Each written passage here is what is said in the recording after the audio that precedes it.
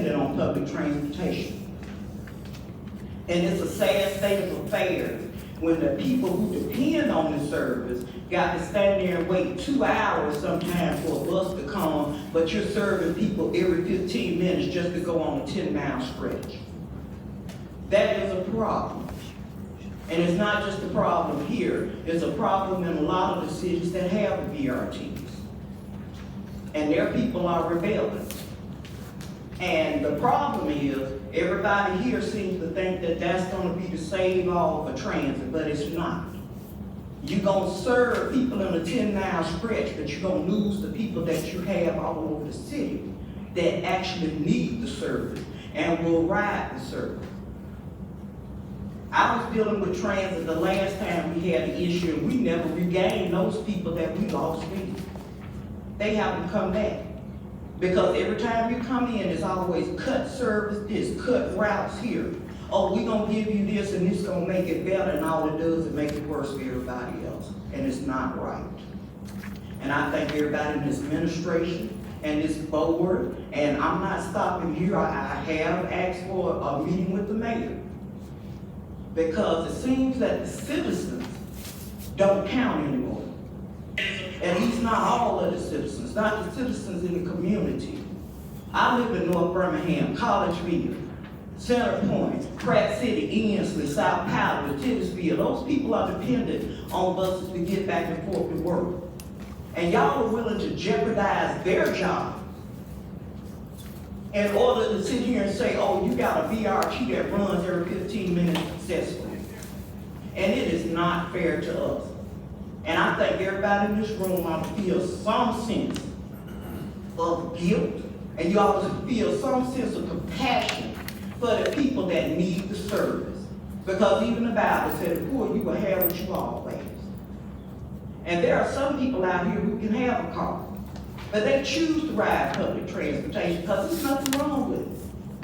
I like it. I enjoy it. That's why I ain't thought about a car. When I did have a car, gas got up to $5 a gallon the first time. I parked my car and went back to riding the bus and been riding it ever since, and I'm happy with it. I don't have to worry about a car, no car insurance, gas, maintenance, none of that stuff. But I should not be punished for the decisions that are being made to accommodate a few people around here. And you leave the rest of the citizens in this city without. And it is sad, and I can honestly say I have never been as disappointed in the system as I am right now. I am totally disappointed with it, and everybody know I will fight tooth and nail for this system. I will fight BJCTA till the end. But I am so disappointed with y'all right now. Because y'all not seeing these elderly people that are standing out there. Last Saturday, we had a gentleman in my neighborhood that was trying to get over to the drugstore to get his medicine and get groceries for the week. He couldn't even get there because the bus didn't come. And that ain't right. This city has come too far. We were the cradle of the civil rights movement. And in case y'all forgot, public transportation was a big part of the civil rights movement. That was one of the main issues that was being brought out in the movement. So you got all these people that made the ultimate sacrifice for us to go back to what we was before. It ain't right. And I feel like all of you should be ashamed of yourselves. Thank you. Thank you. Okay. I want to respond to that momentarily, not in brief detail, but to understand where the BRT is going, where this transit system is going. We have a regional directive that requires us to service the entire area. The BRT is an intricate part of the overall plan that's in place. Sometimes whenever you make adjustments to a system, all adjustments the results can't be seen immediately. But this is one that we had to make, which will open up more funding, better services to every community. We have to take into consideration every community. Let me finish. If you will, I would like to finish my statement. I didn't interrupt anybody here. But I want people to know that we are positioning ourselves as a transportation provider to cover areas that we can. And I'm sure as we learn the shortcomings or the areas where we may have a gap, we have a competent staff that can make those adjustments. Growing pains sometimes hurt. You know, if you're trying to grow, you're trying to get strong, athletes get hurt every time they try to get stronger. We are that athlete. And as we begin to find out issues such as this, those issues will not go untouched. I've received a call myself, and we will take them as we're coming, and under the Director Shaw, I know we will be able to handle those areas as we can. So we're asking for the public's patience. This is a very sensitive area because our riderships is a major part of our operation. Without riders, there is no max. So we must begin to pay close attention to those areas, and these considerations are been taken into effect already. There's nothing we haven't overlooked, nothing they're not overlooking, but please allow us to make the necessary adjustment, give us time, and we pray for patience so that these areas can be resolved in a timely fashion. Anything you want to reply? Well said. Well said. And that's to our speaker. I'm not shouting anything you said because your concern is our concern. I don't want you to think we're not concerned. Every concern is our concern. Just give us the time to make the adjustments so that we can accommodate it. Sometimes some things take a little longer, but as we grow and develop and we're building this BRT 3 to 5, we must not only build it for today, but it must be here 100 years from today. We have to put those tools in place that will keep it vibrant and running. And we're going to always have problems. We're going to always have issues. No system in America, in this world, is issue-free. But how you handle those issues will determine your resolve and how you improve the system. I want to ask this question, One, while we have patients and people lose their jobs and they can't get to work, are y'all gonna pay their bills for them? And number two, when you talk about growing the system, growth comes when you take care of what you got, and then you want to expand to something new. Growth does not come at the expense of what you got, and that's what this growth has been. We didn't have enough operators because of what we had from the beginning, before we started it. And no matter what the pressure is from the powers that be that wanted this program should have been postponed until we got enough people to be able to continue to serve the citizens of Birmingham and serve the BRT the way that it should be done. That's growth. That's what you call it growth. When you sacrificing one group for another, that's not growth. I'm sorry, that's not growth. Well, again, we'll be dealing with these issues as we grow. A lot of times, we don't understand the inner workings of how system works. I didn't know how my mom baked a cake. All I know it was good. And as when this is baking a cake, we don't know what's going into this particular situation to make it come out. So we got to be patient. And when the bell tings and said the cake is done, then you can eat. So we want to make sure we're taking everything into notice. We're not trying to overlook anyone, not shortcoming anybody, but that's what we're trying to do. Do we have any other public comments? I don't want to do, but I'd like to speak, if that's possible. We do not have any other persons listed to speak on the form. We do have to acknowledge the advance notice for public comments, so those comments wouldn't even have to be initiated before the meeting. All right. We'll now have our chairman's report.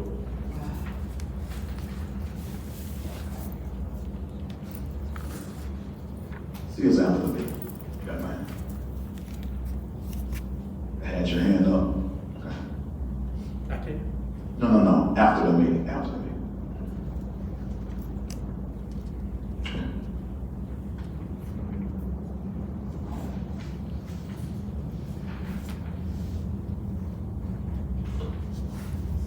The chairman's report.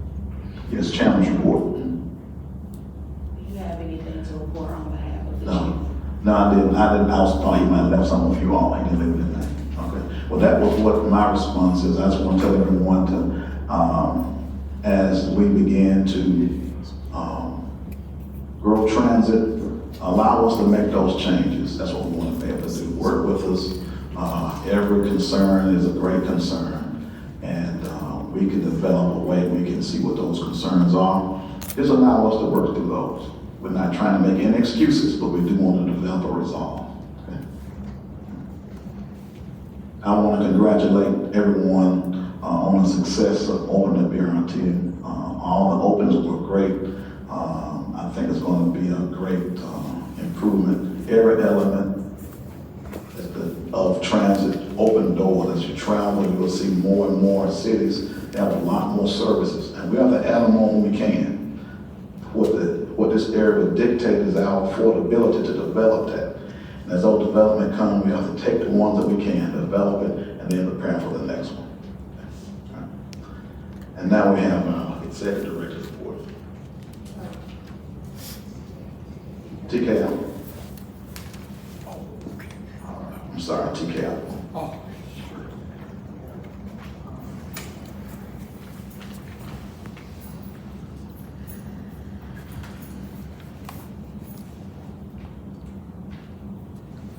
Hi, everybody. I wanted to say there's some good news.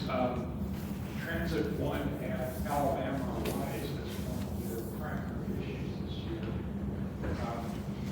And they really helped us in the last year in our effort to try to get money into the Public Transit Trust Fund.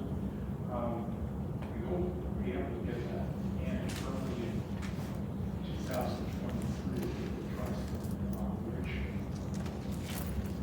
at our September meeting, Glenn Dickerson gave us a good overview of BJCTA's funding sources and expenditures.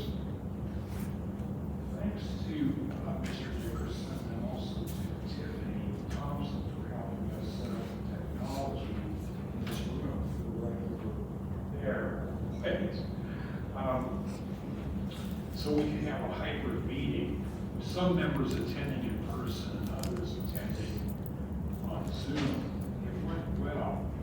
The presentation gave us a better understanding of the roles of federal, state, and local governments. Federal and local governments give us most of our support. Passenger fares make it no more than about 2%. TCAB had a really informative Zoom forum on September 19th. We had representatives of the Montgomery and Huntsville transit systems as speakers, and also one from Mobile attended. They filled us in on the different ways transit agencies are organized. In Huntsville, the agency is a department of the city's government, and all their employees work for the city. Montgomery has a lot more complicated kind of arrangement. The city contracts with a company called First Transit, but only a few of the employees, including Samuel Thompson, who spoke to us, actually work for it. Other employees work for what is called a shell company, a company that's set up though it doesn't have any management. It exists so that police departments, so that the employees can be members of the amalgamated transit union. John Autry said Huntsville's agency is non-union. He sees some advantage. Thinks it's a more harmonious. I mentioned that I had seen statistics from a national study showing that Huntsville is quite a bit more efficient than either Birmingham or Montgomery. It only costs Huntsville $7.50 to provide each rider with a trip. It costs Montgomery $14 and BJCTA $15. Mr. Autry of Huntsville said that is only, he was one thing I want to say is, you said you have a report commission. Very, really attended BJCTA. He said that's only because their service area is a lot smaller. Only the city of Glasgow, because we kind of all Jefferson County and East Philadelphia. And we also provide services on routes where there are a few passengers walking time. I think there might be less of an excuse for Montgomery officials, since they also serve the city. Mr. Hawtrey of Huntsville said that private companies always increase the cost of doing business. He discouraged us instead of privatizing. Another thing Hawtrey pointed out is the Chapel Hill, North Carolina, has super efficient, $250. But that's because it's a large college town, so they have a sort of captive audience, thousands of students who ride buses. It would be impossible for cities in Alabama to offer rides without lower costs. Birmingham has several colleges, but not as high a percentage of the population is at our next Zoom forum this fall, we hope to have several state legislators talk about efforts to get the $20 million from the American Rescue Plan trust. So, does anybody have any questions or comments about those things? I just think you did a great job. That's all great down that we needed to hear. Thanks a lot. I really appreciate it. Anybody else have comments? Yeah, well, keep working on it. Thank you. Appreciate it. Recap and everything you do. Thanks so much. Now next we have our director's report. Okay, good afternoon, and I have nodded over to Sam that is some of my time. I will give for the public comment to Kenneth Sheard, and I had him sign up on the list. So if you want to come up, Kenneth, and give some of your comments.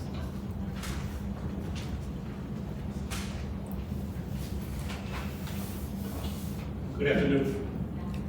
Good afternoon. My name is Kenneth Sheard. I am a citizen who has been using this system since September 2014.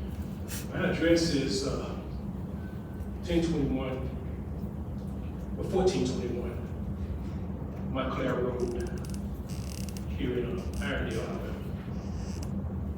The route that I take is to 17 Eastwood. I must say that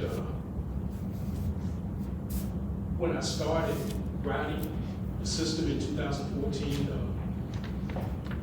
it seemed to be operating at a very high level of excellence. And I've taken transit in other cities as well, New York and Atlanta. And I was very pleased when I started writing. And it's by choice that I do so. Just as this young lady was saying here, I don't have to ride mass, but now that I do, there is a dependence on it because I choose to do. As I was listening to her and the things that she was saying, I had to be in complete agreement with her. And I saw just one thing that happened. Well, two things actually. One before the BRT was in place, and one after. One that was in place was about, I guess, December of last year, November of last year. I got stranded at right at Central Station as I was waiting on my bus to come in. And right when he came into the drive to pull up into Central Station, he turned off his head sign, and I thought, what's going on? Well, anyway, he got off the bus and he knew that I was a rider, and he came over and talked to me. I was sitting outside. He came and talked to me. He said, I got to go home. I got the 280 to go home. It was a Friday. You see, he drove 280 on Saturday to get on this rest, which I understand. But there was no rider to come and relieve him. I sat at the station for 2 hours. And this was after, of course, after working a long day. For 2 hours, I had to wait until, and myself, not just I, but myself, other people as well, had to wait for the operator to come with another piece of equipment. At that point, I wrote an email to the contact, on the contact list, on the BJCTA contact. And I said, you know, one of the problems one of the things that seems to add to the problem is that most people who are in positions such as yourself, you don't depend on the bus. You don't ride the bus. And until you are in a place where you can appreciate it, it's very hard to make decisions concerning it. I was listening to an interview that Nelson Mandela had with Teddy Copeland. And it was amazing. He seemed to encapsulate everything that goes on in this country in one statement. He said, one of the problems we are facing in the world today are people who do not look at problems objectively, but from the point of view of their own interests. That makes things difficult because once a person is not objective, it is extremely difficult to reach an agreement. She said so much right here that I've been thinking about, that I've been worrying about, and I've been talking to people. I guess I never made it to this meeting, but I've been talking to people about these things for quite a while. As I said, that was the first time I got stranded. That was acceptable to me because I know that drivers can't be pushed past the allotted amount of time. But I got stranded on the 28th of September, just last month. There was only one driver on the 17 route. And I found out that it was because the driver that used to take the one that I drove, one that I rode to 1702 in the morning, he bid for a BRT route. So we were left with one bus. Well, when the bus came in, again, the driver could not continue. They had to leave and go to the rest. There was no other bus available. As I said, I had to change my schedule time, get up in the morning an hour earlier to get the bus. So I'm at work at 7 o'clock in the morning. Have a long day. I try to get down here in time to get the 5:05 schedule, 17. I looked at my phone, it was canceled. I said, well, okay, I'll get to 5:52. That was canceled. It wasn't until I went in and talked to Mr. Muhammad at customer service window that he told me that they were going to try to get someone in to get us on a 7:30 schedule. I've been at work since 7 o'clock. I've been up since 4:45. That's a very long day. When 7:30, when the bus got there, the operator got there, we left at about 7:35. I didn't get in until 8:05. Not enough time to cook. And even if I did cook, I don't want to, I gotta get some rest. I don't want to lay down on the food stomach. I gotta get some rest, but I gotta be back up at 4:45 the next morning to go to work. But while I was thinking about, on the bus, I was like, the people that don't ride, what are they doing right now? How long have they been home? I work at City Hall. I'm a plans examiner. I looked at the plans for all of these stations, or these 2 stations, one in Woodlawn, one in 5 Points West, all of the stations along the route. And the entire time I was thinking to myself, what made them decide to do something like this? Because it does not help the system that's in place. Now, you mentioned a plan. Right now, you're saying how the BRT is going to fit into this overall plan, but I haven't seen it. And it made me wonder when I was sitting there, well, how is it going to help when it only covers so much mileage? When the system that's already in place goes well beyond it. I can't get the BRT from Ironton. I can't get the BRT from anywhere else. It doesn't extend out to where the MAX system already goes to, and it doesn't seem to help anything. if that's the case. Now, I don't, like I said, I'm not aware of the plan and how this is going to expand, but it doesn't seem to have done anything to expand the system, but to make it smaller. It just didn't make sense to me. And when she started to mention how they did not have buses show up at the stops, and they had people that were stranded, that resonated with me because it's happened to me. Just on this past Monday, again, there was only 117 that morning. And I said, well, maybe, just maybe, there'll be a 1702. So I slept in, and I got up in time to get 1702. When I got down there, I looked at my phone, there was no bus on the route. So I had to walk back home. It's a 10-minute walk from my apartment to the bus stop. So I walked back home, and I had to get a lift to work.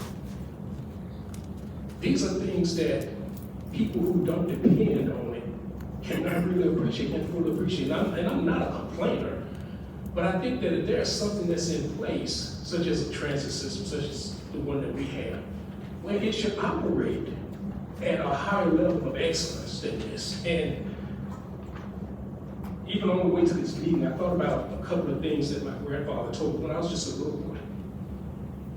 And this is not a slight against Ms. Shaw or anyone else. But he told me two things that seem to resonate with me right now, seem to be so true. He said, just because you can do something does not mean that you should. Yes, sir, thank you for your comments, but we'd like to keep them to 3 minutes. Normally we can wrap it up. One more thing I want to say that he told me, okay? And this resonates as well. He said to me, and I'm just a little boy, and this is a long time ago, he said that it's not that people can't do something.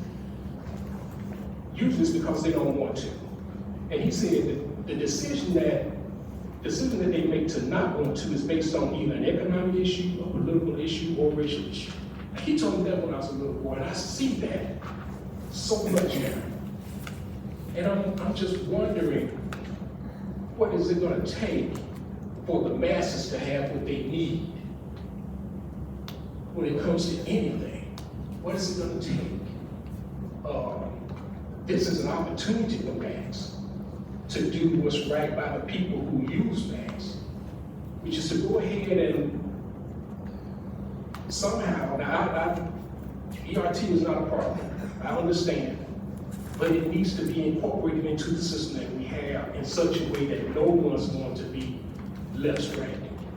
We need to that plan, it would be great if we make a better for that plan, because you had to take people from the max side to drive this BRT, which means that somebody didn't plan ahead. So it needs to be, before this thing even goes further, it needs to be well thought out. But I would like to see the plan that you mentioned, that you talked about, as far as what BRT, what you're hoping to accomplish with this BRT system. And that's Okay. So, and I'll respond, well, I won't respond, but Kenneth and Ms. Brown, we hear your concerns, we hear your frustration, and I assure you that we are working on all of those things above. I just want to ask for your consideration to recognize that we're coming out of a pandemic that created a different economic situation for the country. One of those situations is transit and transportation. The industry is down 18,000 drivers. That affects and impacts all of us throughout this industry. And I also want to say that there is no one more passionate and caring as an individual than I am. I have a heart for the people. That's why I sit here. I can also say that the staff who works very hard day after day, not only working in one role, but working in several roles to ensure that this agency works and operates efficiently. And while we can't please everyone, I can receive and validate each of your feelings. And where there's change, there's not always growth. But where there's growth, there's change. And I assure you that every member of the staff is working diligently and very hard to address these issues and these challenges. We have them. I don't disregard what you said. I validate your feelings, and we understand. And we often think of transit as a very simple subject, but it is not at all simple. There's a lot that goes into planning and operating a transit system. And we will receive and we encourage your feedback at all times because it helps us in our planning process. And I do apologize for the delays. I apologize for the missed routes and the missed stops during this time. And we do accommodate one-off situations where we can. That is not a consistent thing we can do, but we do accommodate calls that come in. So continually be patient with us. Give us the time that we need to coordinate something that has been created through the city for an overall issue to be challenged and better over time. And we're working on it. In the meantime, we apologize for any inconvenience that this may cause, but I assure you that we are a caring organization that care about the riders, they care about the issues and the challenges. And I invite you also, we're also scheduling a riders conference for people to come in to voice their concerns and their feelings around the transit system. But please recognize that we are not efficient. We're working on efficiencies. And there's no better time to do that than now. While the infrastructure dollars are available for us to grow in a way that we can impact the benefits for the entire Birmingham-Jefferson County area. And so I will forego some of the reports that we had today. One of the ones we were going to talk about was the recruitment effort. We'll put that in diligent for you because we're all, okay, we'll let Stephanie do that in new business because I do want her to update you on the recruitment efforts. And I think Sam had an announcement and we'll let that go, but we're all wearing pink today to recognize Breast Cancer Month. And I'm sure we've all been either directly or indirectly impacted by someone that we may have lost. I lost my best friend of 40 years, who I still have a hole in my heart. So we recognize breast cancer this month and just wanted to make sure we demonstrated that. And so in new business, we'll do the report on recruitment.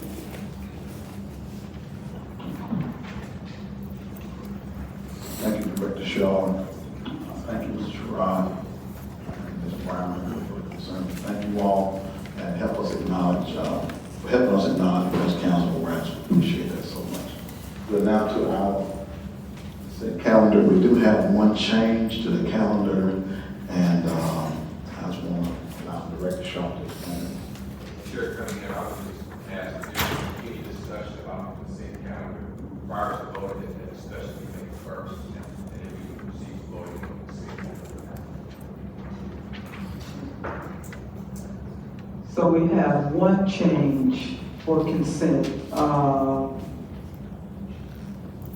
We have a allied security that we were requesting 30 days, that we will now be requesting 60 days. And so I understand we don't have to move it from consent calendar, but we moved it for the sake of the meeting for consideration. Correct. Okay.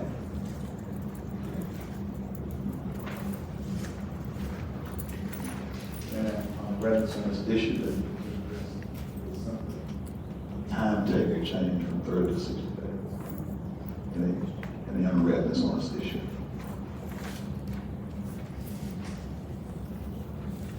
Time we entertain a motion to approve the consent calendar. Motion. The motion properly second. All those in favor, let it be known by the sign saying aye. Both have the same right. Okay, we have, next we have resolutions for consideration and approval. We'll have those read for us. Yes, sir. Resolution 2023-01, approval of a resolution authorizing the executive director, CEO, or her delegate to issue a purchase order to procure two 2016 Mercedes Sprinter 2500 10-seat passenger vans for a total not to exceed the cost of $82,810.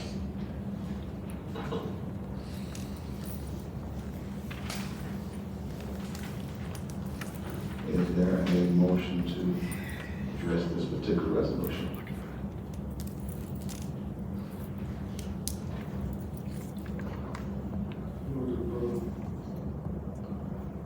Second. The motion properly second that we approve resolution 2023-1. Is there any other unreadness? Not. Those that approve, let it be known by the sign of aye. And they have the same right. That motion passes. We're now to resolution 2023-02.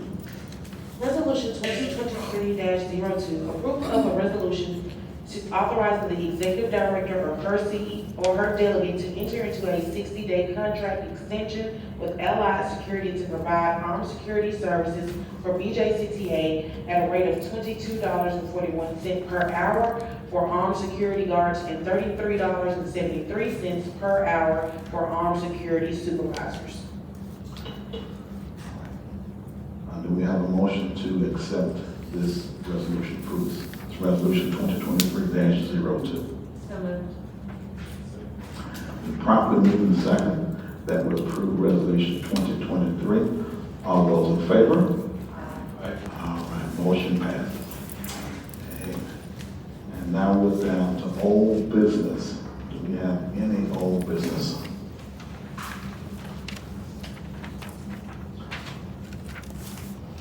Move to new business and new business. We have two reports coming. Yeah, I think the new business will add the report for recruiting. Okay. All right. Good afternoon.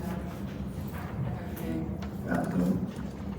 So, for the sake of time, I just want to give a high-level overview of where we are on recruitment efforts before I get into that.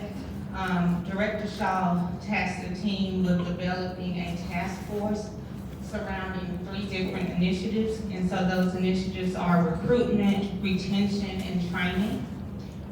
We have taken a deep dive into recruitment.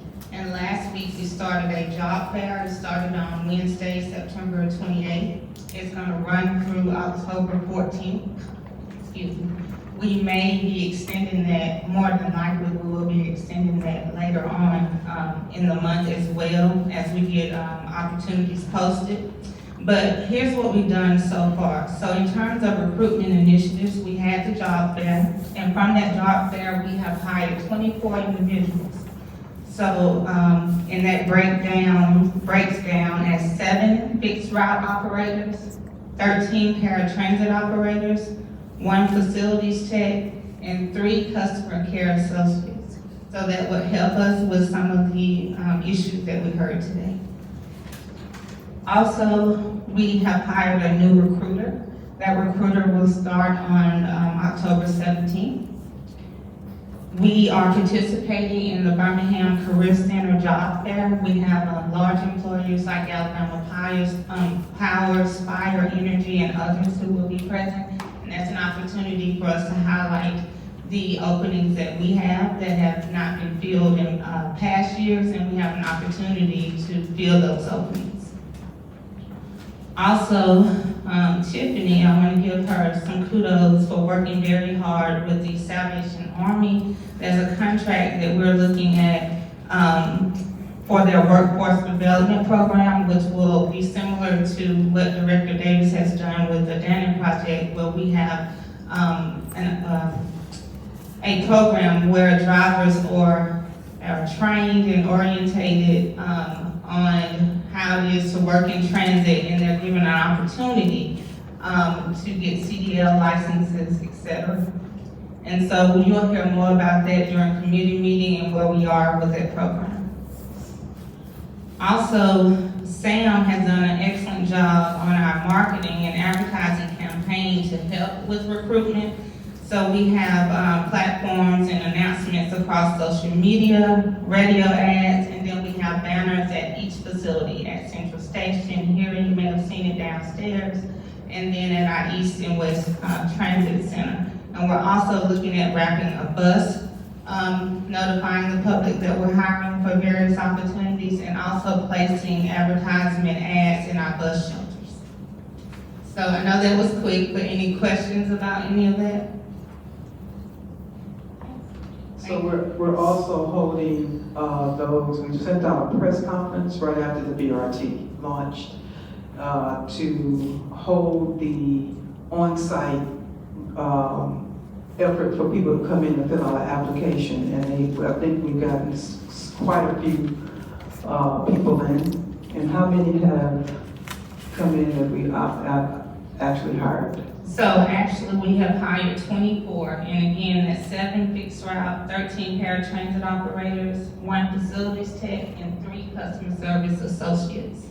Which are all part of the budget. And so we went out on a bliss to say, you know, in that press conference that we're holding interviews right here in the boardroom. And usually the boardroom is set up in a triage type setting where you come in, you sign in, and then you go from each post, operations, safety, and HR. And then that day, we send them out for the drug testing and also start their background check. So we are immediately hiring people based on if they qualify, based on those interviews when they come in-house here. And we're gonna be holding that through the 14th of October.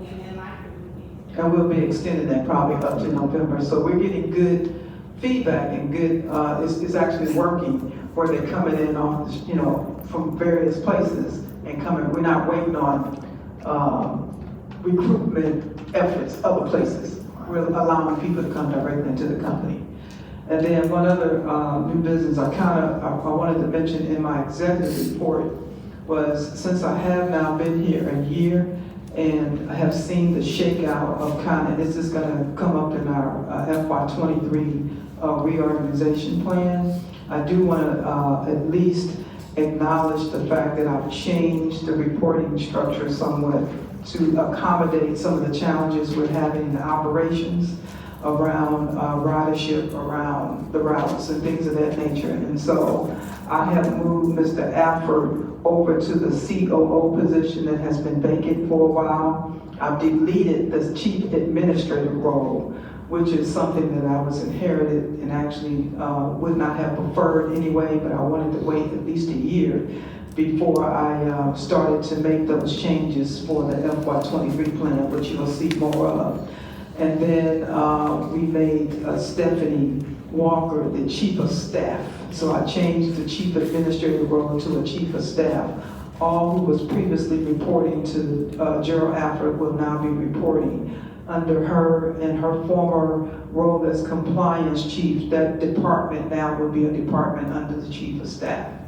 And I think one other thing was, so facilities and ops is now going to be reporting to our chief operating officer. No salaries were increased, so that you'll know that all things stayed equal with the exception of changing the titles in the reorg chart.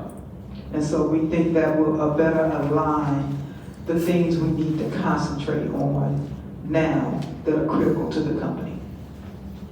Did I miss something? Procurement, oh, that's right. Procurement now reports to where it should have been reporting all along, under finance. So we moved that to this appropriate place as well. So I just wanted to make you all aware of those changes. Sound like some very efficient changes. We applaud you for making those changes. in an effort to give us better working systems, so we applaud you. We are about to adjourn. I want to thank you all for attending today. Again, Director Shaw and I have talked about a leadership meeting that we're going to be putting together with various community leaders. We're addressing some of the issues we had today. As you can see, they are working to try and accommodate. We just want to earn the trust back by putting our best foot forward. And we would really appreciate you all. If you all will help us, your comments, your concerns are greatly needed for us to establish. This is not just an issue in Birmingham. Every city we serve deal with the same issues. Director Shaw came in right in the middle of COVID, which was a challenge. I know how that feels, so we're asking for patience. My patience with her have been great. I've called her, I've gotten calls from the community, and I often call her. I know she's tired of me calling her, so we've been working. Just trust us on that, okay? All right, this concludes our meeting. Do we now have a motion to adjourn?